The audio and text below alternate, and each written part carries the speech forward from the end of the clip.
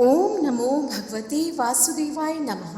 स्वागत है आपका सनातन ज्ञान और संस्कार चैनल में।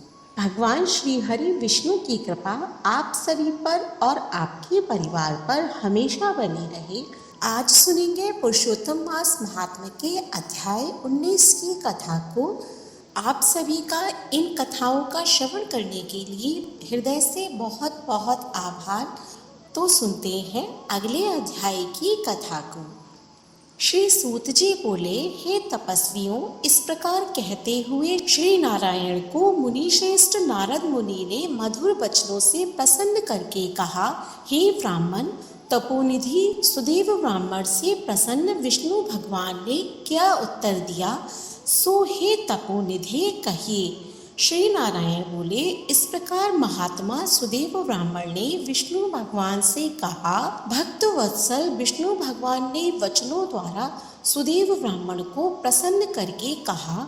हरि भगवान बोले, हे द्विजराज, जो तुमने किया है उसको दूसरा नहीं करेगा। जिसके करने से हम प्रसन्न हुए उसको आप नहीं जानते हैं। ये हमारा प्रिय पुरुषोत्तम मास गया है। स्त्री के सहित शोक में मग्न तुमसे उस पुरुषोत्तम मास की सेवा हुई। हे तपोनिधि, इस पुरुषोत्तम मास में जो एक भी उपवास करता है, हे द्विजोत्तम, वह मनुष्य अनेक पापों को भस्म करके विमान से वैकुंठ लोक को जाता है। सो तुमको 1 महीना बिना भोजन किए बीत गया और असमय मेघ के आने से प्रतिदिन प्रातः मध्याह्न सायं तीनों कालों में स्नान भी अनायास ही हो गया। हे तपोधन, तुमको 1 महीना तक मेघ के जल से स्नान मिला और उतने ही अखंडित उपवास भी हो गए। शोक रूपी समुद्र में मग्न होने के कारण ज्ञान से शक्ति से हीन तुमको अज्ञान से पुरुषोत्तम का सेवन हुआ। तुम्हारे इस साधन का तोल कौन कर सकता है। तराजू के एक तरफ पलड़े में वेद में कहे हुए जितने साधन हैं उन सबको रखकर और दूसरी तरफ पुरुषोत्तम को रखकर देवताओं के सामने ब्रह्मा ने तोलन किया और सब हल्के हो गए। पुरुषोत्तम भारी हो गया। इसीलिए भूमि के रहने वाले लोगों से पुरुषोत्तम का पूजन किया जाता है। हे तपोधन, यद्यपि पुरुषोत्तम मास सर्वत्र है, फिर भी इस पृथ्वी लोक में पूजन करने से फल देने वाला कहा है। इससे हे वत्स, इस समय आप सब तरह से धन्य हैं, क्योंकि आपने इस पुरुषोत्तम मास में उग्र तथा परम दारुण तप को किया।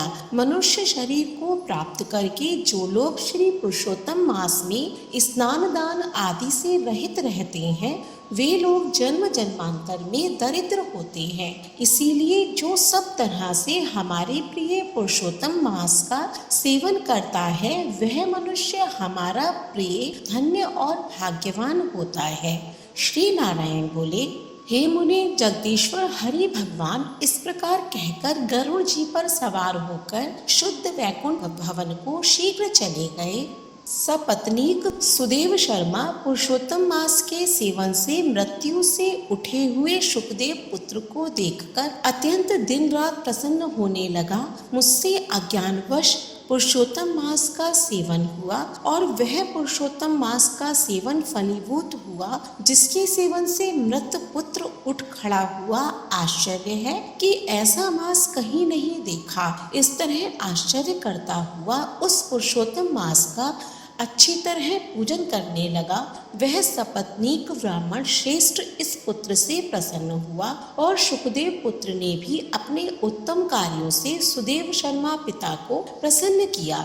सुदेव शर्मा ने पुरुषोत्तम मास की प्रशंसा की तथा आदर के साथ श्री विष्णु भगवान की पूजा की और कर्म मार्ग से होने वाले फलों में इच्छा का त्याग करके एक भक्ति मार्ग में ही प्रेम रखा। श्रेष्ठ पुरुषोत्तम मास को समस्त दुखों का नाश करने वाला जानकर उस मास के आने पर स्त्री के साथ जप हवन आदि से श्री हरि भगवान का सेवन करने लगा।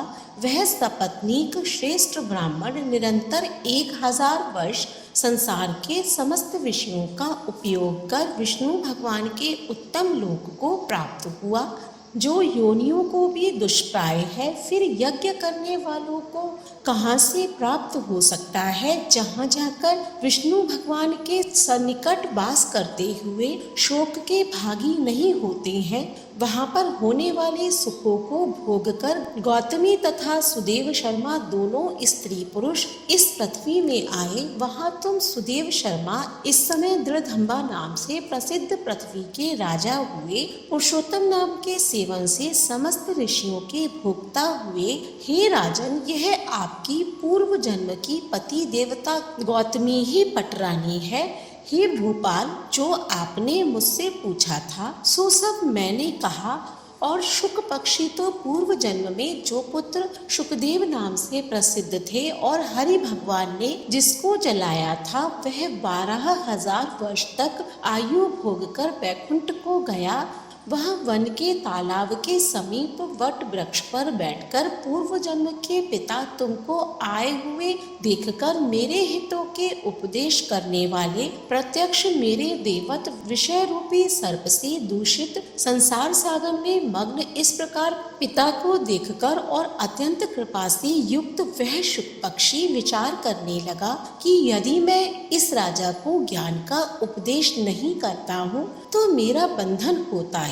जो पुत्र अपने पिता को पुन्नाक नरक से रक्षा करता है वही पुत्र है। आज मेरा यह श्रुति अर्थ का ज्ञान भी वृथा हो जाएगा, इसीलिए अपने पूर्व जन्म के पिता का उपकार करूंगा। हे राजन दृढ़धंबा, इस तरह निश्चय करके वह शुक पक्षी वचन बोला। हे पाप रहित राजन, जो आपने पूछा सो यह सब मैंने कहा। अब इसके बाद पाप नाशिनी सरयू नदी को जाऊंगा। श्री नारायण बोले। इस प्रकार बहुत समय तक उस प्रसिद्ध यशस्वी राजा दृढ़धंबा के पूर्व जन्म का चरित्र कहकर जाते हुए वाल्मीकि मुनि की प्रार्थना कर असंख्य पुण्यवान राजा वाल्मीकि मुनि को नमस्कार करता हुआ कुछ बोला। इति श्री ब्रह्मनारदीये पुराणे पुरुषोत्तम मास महात्म्ये नवदशो अध्याय।